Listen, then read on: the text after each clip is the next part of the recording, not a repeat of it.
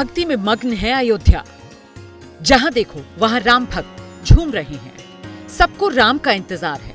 प्राण प्रतिष्ठा की पूजा मंत्रोच्चार के साथ शुरू हो चुकी है। सिर्फ अयोध्या ही नहीं, पूरा देश इस वक्त 22 जनवरी का इंतजार कर रहा है। गुजरात के वडोदरा में राम मंदिर के उद्घाटन से पहले रावण दहन किया गया।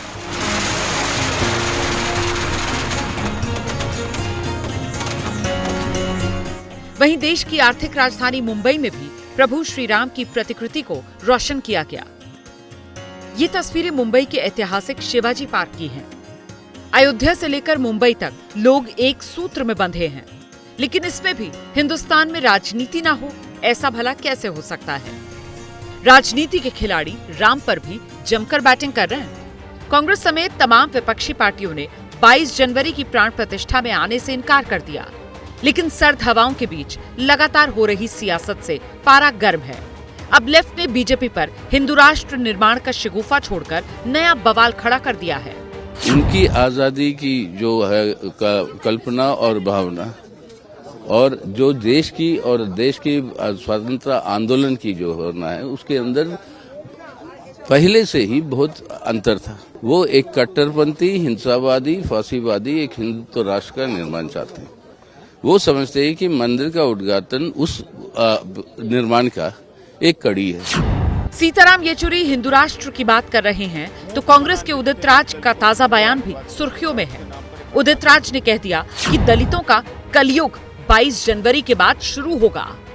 1949 से लेकर के 90 तक हिंदू महासभा, आरएसएस और जनसंघ क्या कर रहा था?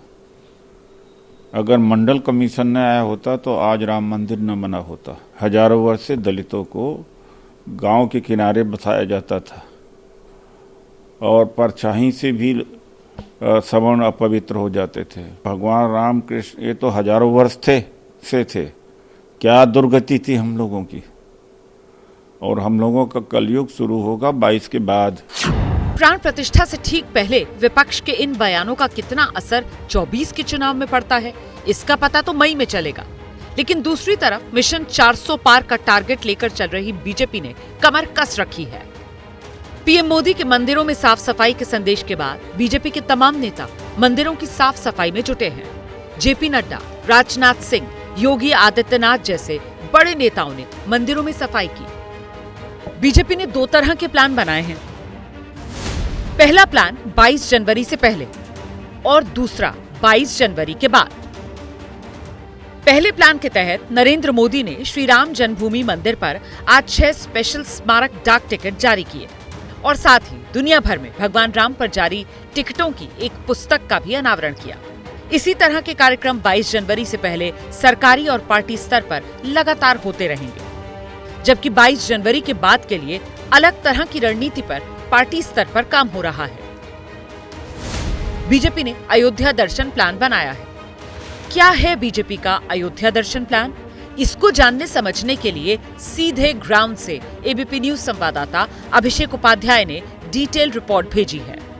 जो देश भर से हजारों ट्रेनें आएंगी, वो ऐसे ही स्टेशनों पर, ये रामघाट हाल्ट है, ऐसे स्टेशनों पर आएंगी आस्था स्पेशल ट्रेनें और इसके बाद यहाँ पर बसें लगी होंगी, जिन बसों से जो दर्शनार्थी हैं, जो श्रद्धालु हैं, उनको अयोध्या प्रवास के लिए ले जाया जाएगा। 29 जनवरी से ट्रेनें आना शुरू होंगी। बीजेपी के जो राष्ट्रीय महासचिव हैं सुनील बंसल, उनका आना हुआ है। ये सभी जो बीजेपी के राष्ट्रीय महासचिव पदाधिकारी ये सब आकर के समीक्षा कर रहे हैं।